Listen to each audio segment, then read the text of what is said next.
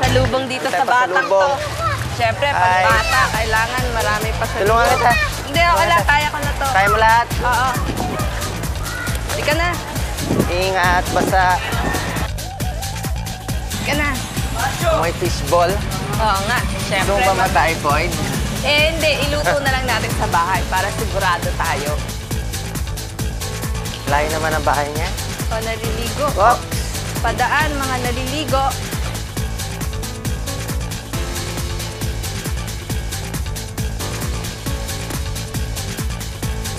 Lisa, parang 1 kilometro na itong nilalakad. Oo nga, ang haba. Ito tayo makarating-rating ha.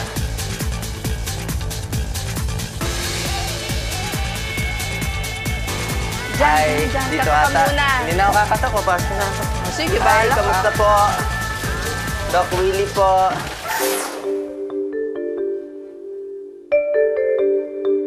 Ano po pangalan nila? Angelita. Angelita. Nakita ko 2 binabantayan mo.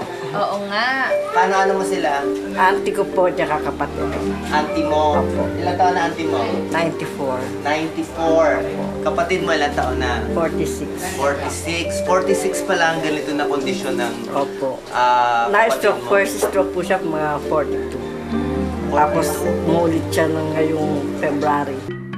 Pero, Angelita, bilib ako sa'yo, kaya mo sila bantayan, talagang binubuhos mo yung buhay mo sa kanila.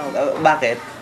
Siyempre kapatid po, kahit paano talagang mahal ko rin po sila. Saan po kayo?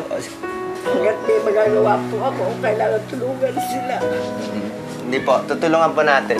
Tutulungan po natin, ha? Tutulungan po natin. Okay. Tawag natin dito NGT eh. Kasi pag na-stroke po kayo, hindi kayo makakalulon. Hihina yung katawan nyo, hihina rin yung panglulon. Kaya kailangan niya to para kumain.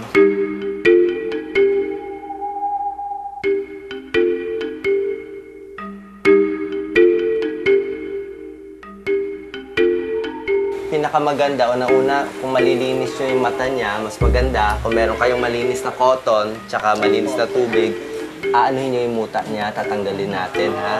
Tapos yung sa bibig niya, maganda yung binabasa rin lagi. Oo. Kailangan ko po siya binabasa. Tapos sa pagkain, marunong naman kayo, di ba? Bine-blend nyo. Kung ano yung ulam nyo, i-blender nyo lang. Pwede na ilagay dito. Masyado kasing mahal yung mga prepared pa, di ba? Pwede naman kung kanin, ulam, isama-sama na lang natin. Oo.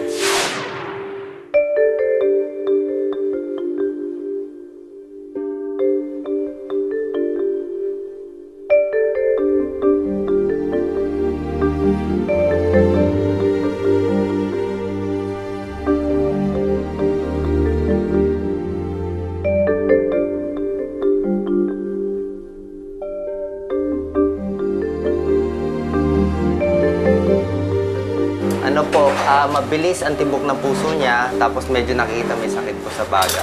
Kasi pag may sakit ka sa baga, yung puso mo tumatabingi, na ano siya. Anyway, ngayon, masusuportahan na lang natin siya ng mga gamot, Angelita, para hindi maulit yung stroke. Pagdasal natin na hindi na uulit, ha? With the medicines. So, ito, Mami, meron lang kaming ilang gamot para pag biglang Opo. kinailangan ninyo ng mga antibiotics. Opo. So, ito, mga ano na siya, mga suspension. Kasi hindi nga siya pwede ng solid. So, lalagyan nyo lang ng tubig at yun na rin yung padadaanin sa NGT. Palagay natin po, nagkaroon siya ng sugat sa puwet o ibang problema. Ito po, antibiotic, ha? 3 to. Ito naman para sa lagnat, paracetamol. Kung maaari po, gusto ko pa po medyo bigyan pa po ng mahaba-habang buhay ang aking kapatid. Ngunit wala po akong magawa dahil kulang din po ang aming financial na pangangailangan.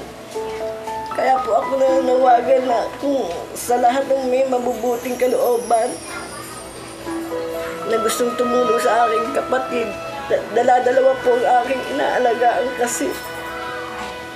Kaya po ako bumihingi ng ang tulong na kokote para sa kanila ay malaking tulong na po sa akin. Paano kung gusto mo maglaro? Anong ginagawa mo? Tinatawag ko lang po mga tibon ko. Darating kami